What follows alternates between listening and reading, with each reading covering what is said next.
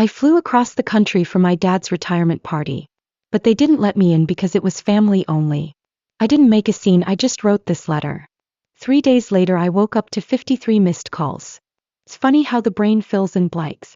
Like when you fly across the country for a man who helped raise you, believing deep down that he must have meant to invite you.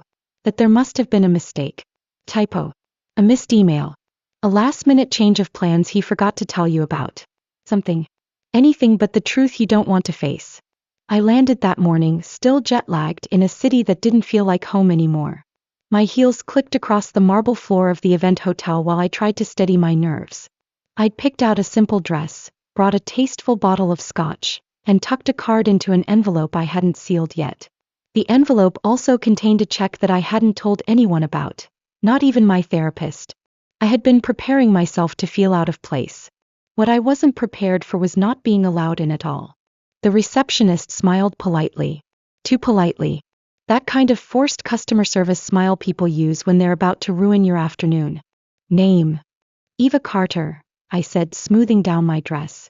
I'm here for the retirement party. Daniel Carter. Her eyes flicked down the list on the clipboard.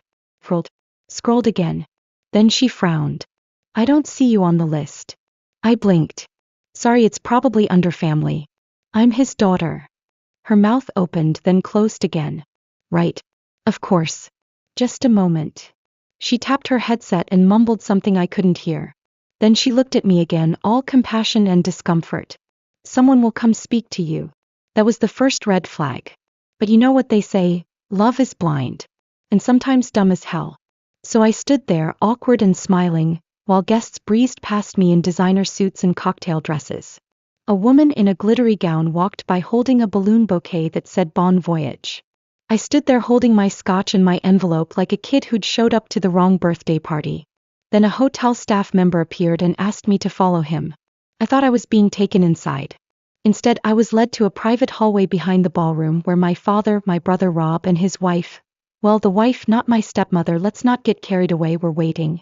My father's arms were crossed. Rob looked like he'd just sucked a lemon. And the wife was pretending to check her phone, like maybe she could text her way out of being complicit. I laughed because of course I did. What else are you supposed to do when your own family gives you the "we need to talk" face like you're the one who's ruined everything? Hi. I said. Is this the VIP entrance or? Dad didn't even crack a smile. Eva. This is a private event. It's for family. I stared at him. You know I'm your daughter, right? Unless there's been some Maury-level reveal I missed. Rob rolled his eyes. Don't make a scene. I looked down at the gift bag in my hand, the neat little card sticking out of the envelope, and then back up at the people who were supposed to love me. You invited the Hendersons, I said. They live 2 doors down and once tried to sue us over a tree root. It's about chosen family, Dad said quietly. But there was the phrase that launches 1,000 therapy bills. I flew across the country, I said, still hoping, idiotically, that someone would stop this. That someone would say, Eva, this is a misunderstanding. Come in. Have some shrimp cocktail. But they didn't. You made your choices, Dad said. We wanted tonight to be peaceful. Peaceful. As in Eva free. Rob looked smug. His wife offered me a half-apology smile, like sorry you weren't cool enough to make the cut, and that was it. I stood there in heels that were starting to pinch and said nothing. Because what do you say to a father who uninvites you from his life but still thinks he deserves your respect? I could have shouted. I could have demanded a reason. I could have flung the gift bag at Rob's face just to see if his man bun cushioned the blow. But I didn't. I walked out without looking back. Past the lobby. Past the bartender setting up champagne flutes. Past the cardboard cutout of my dad holding a fishing rod next to the sign that said, "The adventure begins." And I found a cafe down the street where I could sit without anyone expecting me to smile. I didn't even order coffee. Just sat at a corner table, pulled out the envelope and stared at the check inside. I had written it 2 nights ago. Enough money to cover a luxury cruise. Enough to say, despite everything, I still care. I hadn't sealed it because I wasn't sure I was ready to give it to him. Well, that decision was made for me. I pulled out a pen from my bag, uncapped it, and wrote void in large black letters across the check. Then I flipped over a napkin and started writing. No plan. No outline. Just the kind of honesty you can only write when you finally run out of energy to pretend. It didn't matter what the letter said yet. What mattered was that, for the first time in years, I wasn't trying to earn a seat at a table where I was never truly welcome. I wasn't family, remember? Just the girl standing outside the ballroom, holding the door open for other people's happiness. But I wasn't crying. Not anymore. I was writing.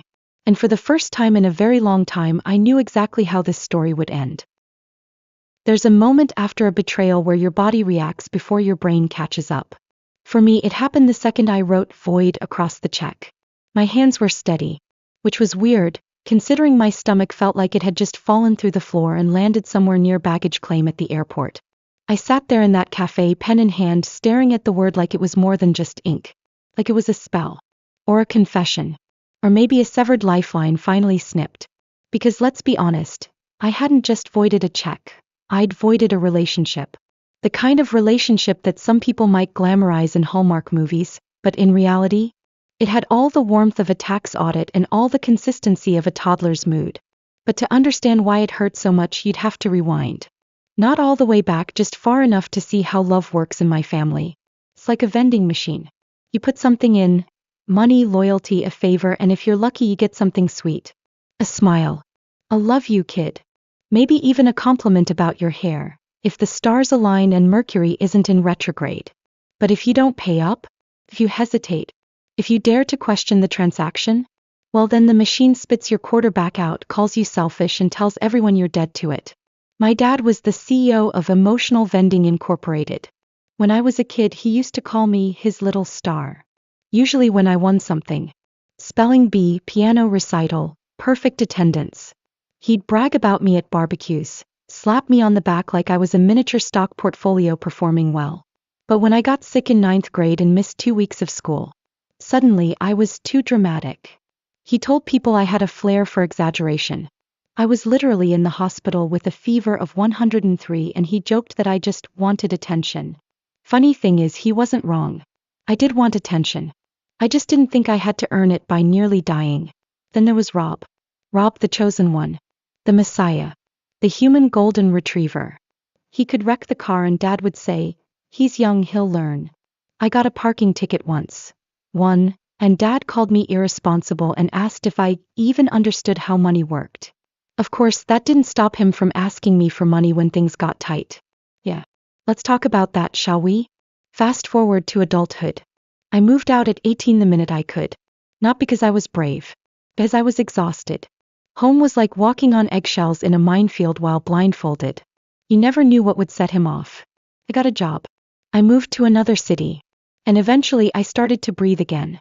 But the calls kept coming. At first it was just the occasional guilt trip. You never visit. Rob misses you. Your mother's turned him against me. Then came the small asks. Could you help cover the electric bill this month? I forgot to renew the car insurance. Can you spot me? And then the bigger ones. Medical copays. Emergency vet bills for the dog. A mysterious loan that was just until next payday. A payday that shockingly never arrived. Me. I paid. Not because I was rich. I wasn't. But because I thought maybe, just maybe, if I kept showing up, if I kept saying yes, he'd look at me like I mattered. Spoiler alert, he didn't. He looked at me like a bank account with bad boundaries. I didn't even realize how much I'd contributed until I tallied it all last year. I'd covered nearly 9 months of his rent. Piecemeal, of course, so it never felt like too much at once. I'd paid off a dental procedure for his wife. I'd co-signed for Rob's used car when Dad's credit didn't cut it. When the big one, I covered the deductible when he crashed his boat into a dock because he was tired, and the sun was in his eyes. You'd think I'd have learned by then that the vending machine wasn't broken. It just never had anything for me to begin with. But nope. Kept trying. Until 2 months ago when he called and said he wanted to retire early. 60 was just around the corner, he said, and he wanted to see the world while he still could. Before the knees give out, he joked. I laughed because that's what I do when I feel cornered. And then he hit me with it. He wanted to take his wife on a cruise. A long one. Multi-country. The trip of a lifetime. And he wanted my help. Financially. You're still young, he said. You've got years to earn it back. I just want this one thing before I go. Before he goes. Like he was dying. Like this was his make-a-wish. I hesitated. I told him I'd think about it. And the next day I got a text that said, "You've made it clear where you stand. Good to know." Classic vending machine. Didn't get the snack? Must be broken. We didn't talk after that. For weeks. Not even when I RSVP'd to the party. Well, I tried to RSVP. Never got a response. I told myself it was just Dad being distracted. That maybe he was mad but he wouldn't actually cut me out. Which is why when I bought the ticket, packed my bag and flew across the country, I slipped that check into the envelope anyway. Because I was still that kid trying to buy her way into a hug. But that hallway scene. That moment when he looked me dead in the eyes and said, "This is family only?" It finally broke something in me. Not like a plate shattering. More like a slow, quiet crack that had been there for years finally splitting all the way through. So yeah, I voided the check. But not out of revenge. Out of relief. Because for the first time in my life I saw it clearly. I wasn't walking away from love. I was walking away from a performance. One I'd been cast in without my consent. And I was done auditioning. There's something weirdly satisfying about writing a letter with no intention of sending it. Except this time I was absolutely sending it. I wrote it in a cafe that smelled like burnt espresso and regret, scribbling onto hotel stationery I had yanked out of my purse. The kind they give you in the welcome folder with your room key, like here's a robe and a pen, pretend your life is together. The pen was running out of ink halfway through the second paragraph. I considered taking it as a sign. Then I reminded myself that signs are for people who still think life is fair. I crossed out a line, rewrote it with more venom, then looked down at the check again. I hadn't written void just once. I'd written it 3 times. All caps. Bold strokes. One of them slightly diagonal like a scar. Then I started on the envelope. Dad's home address. The one I used to live in. The one with the peeling shutters and that rusted lawn flamingo that he swears is vintage. I sealed it up. Fully. Like a ritual. And then I walked, calm, composed and empty, to the nearest mailbox and dropped it in. The moment the envelope disappeared, I felt a strange kind of peace. The kind you get right after a tornado passes, when everything's still ruined but at least the screaming stopped. The next day I got a voicemail from Dad. "Eva, hey. I think there's been a misunderstanding. I got your letter. Can we talk?" Misunderstanding. That word again. The Swiss Army knife of manipulators. I didn't respond. 2 hours later, another voicemail. No apology. Just a sudden warm tone like nothing happened. "You know I love you, right? This trip, it was just a dream. But it's not worth losing you over." Which is rich, considering he'd already uninvited me from his life like I was an old coworker who once stole his lunch. By the 3rd message the cracks started showing. "I don't know why you'd embarrass me like that. Everyone saw it, Eva." But there it was. Not what he did, just that other people saw it. Apparently my crime wasn't being hurt. It was being hurt publicly. I still didn't answer. Not out of pettiness. I just didn't trust my voice not to shake. But I didn't have to wonder how he was taking it because my phone lit up again 2 days later. Not from him. This time it was Rob. "Congrats. You blew up Dad's party. You happy now?" No greeting. No question about how I was doing. Just Rob being Rob, the patron saint of selective memory. I didn't reply. Because what do you even say to someone who watched you be humiliated and still thinks you're the problem? But the real fallout came on the 3rd day. 53 missed calls. Some from my dad. A few from unknown numbers. One from my Aunt Carol, who I haven't spoken to since she told me my tone was the reason people didn't visit me. I found out what happened from a text from a cousin I barely knew. He sent a blurry photo of my dad holding the envelope, standing in front of a half-eaten cake shaped like a cruise ship. According to him, Dad opened the letter during the thank you speeches. He thought it was a sentimental surprise. The room had gone quiet as he read it. At first they thought he was getting emotional. Then he turned the check around. Void in 3 angry strokes. People were stunned. His new wife, the Instagram perfect one who referred to me as his complicated daughter, got up and left the table. Apparently she thought the cruise was happening next month. Guess she should have married a different bank account. That night Dad texted again. "Please call me. We need to fix this." Fix what?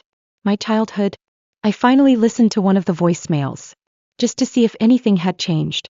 Spoiler, it hadn't. He sounded desperate. But not for me. For damage control. You've made your point. I just don't think it was fair to make it there. People are talking, Eva. People are talking. And there it was again. His favorite concern, appearances. Never mind that he'd systematically pushed me to the edge of his life like I was a guest who overstayed her welcome. Never mind that he'd built a fantasy retirement plan partially funded by my bank account. Never mind that I had helped pay his bills in silence for years while Rob got praised for remembering birthdays. But I was the problem. Because I had dared to speak. Well, right. I'm nothing if not polite. The next few days were wild.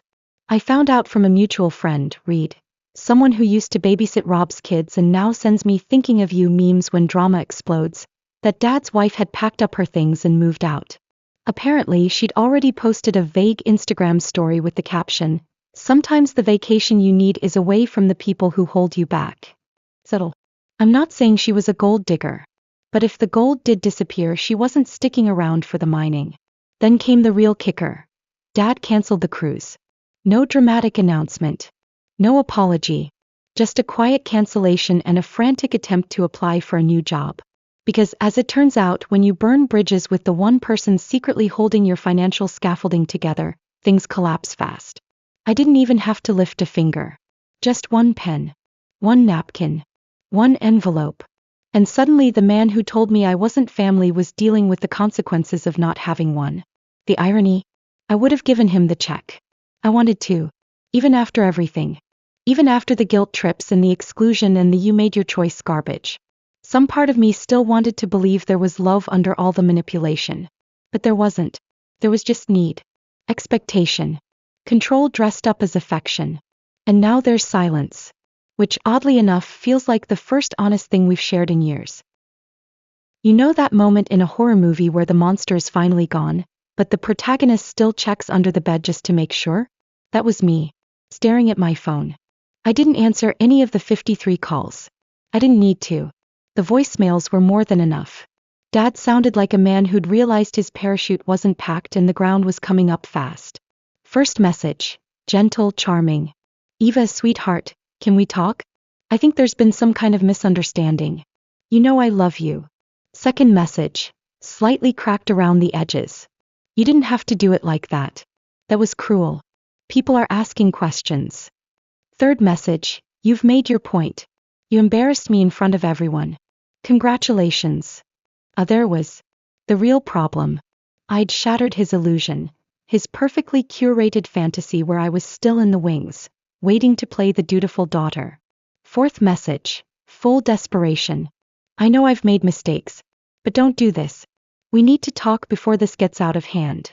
Before what gets out of hand, I wasn't sure. Until I got a text from Rob. Did you seriously tell Aunt Linda that Dad used your money for the house? What is wrong with you? So we were entering the unraveling stage of the crisis. I hadn't said a word to Aunt Linda or anyone else for that matter. But apparently once the envelope incident went public, people started doing the math. Like how Dad had managed to keep his mortgage afloat despite retiring with little savings.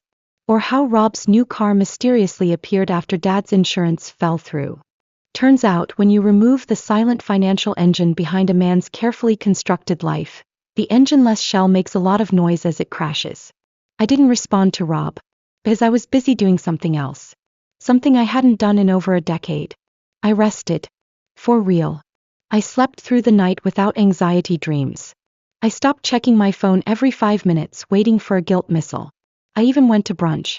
Like a normal person. With bottomless mimosas and zero sense of dread. But peace never lasts long when a manipulator is spiraling. A week later, I got a message from a number I didn't recognize. Eva, this is Carolyn. Your dad's HR rep. He listed you as an emergency contact. He's trying to apply for a contract position and needs your tax documents for some reason. I stared at the text like it had personally insulted my IQ. He had listed me as an emergency contact? The same man who told me I wasn't family? It was almost impressive. The man was out here trying to file for jobs using my information, while simultaneously pretending I didn't exist at public functions. I replied with one word, no. 5 minutes later, a call from an unknown number. I didn't answer. Then came a string of texts from Dad. I just need your help for a little while. This isn't permanent. Don't be cold, Eva. I'm your father.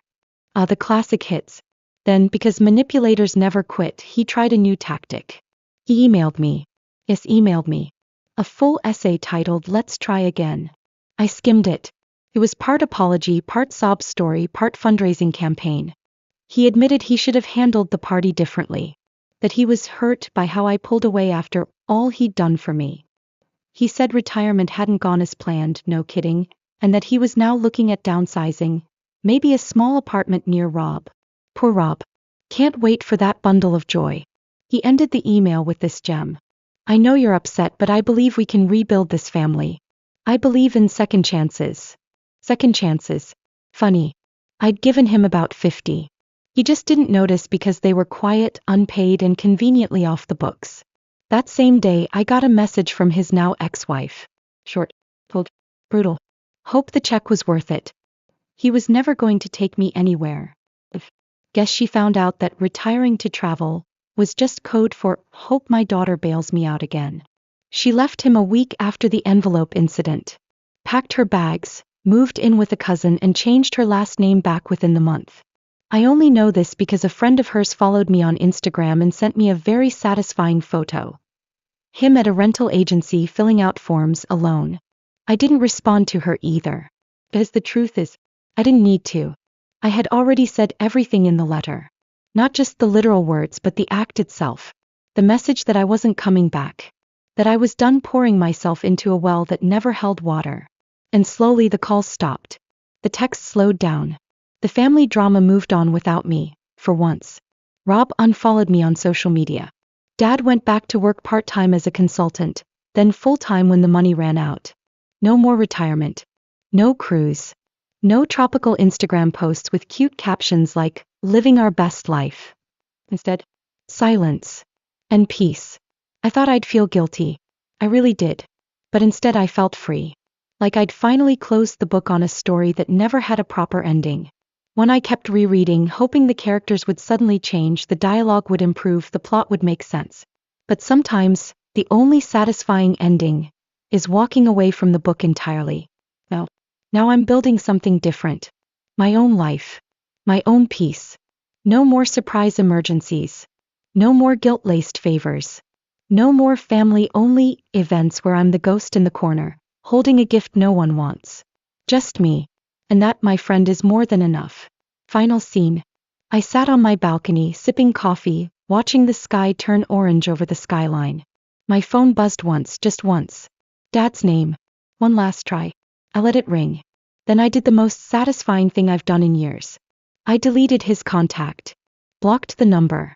And leaned back in my chair, smiling into the wind like someone who had finally stopped knocking on a locked door. So, was I wrong? Was I cruel for sending that letter? For voiding the check? For refusing to play the dutiful daughter one last time? Or was that the only way to finally break free from a lifetime of emotional debt? I'm not saying I handled it perfectly, but I did what I had to do to protect my sanity. What would you have done? Would you have sent the check anyway? Confronted him in the ballroom? Walked away in silence? Let me know in the comments. I really want to hear your take on it. And if you want more stories with twists, drama, and quiet revenge, don't forget to hit that subscribe button.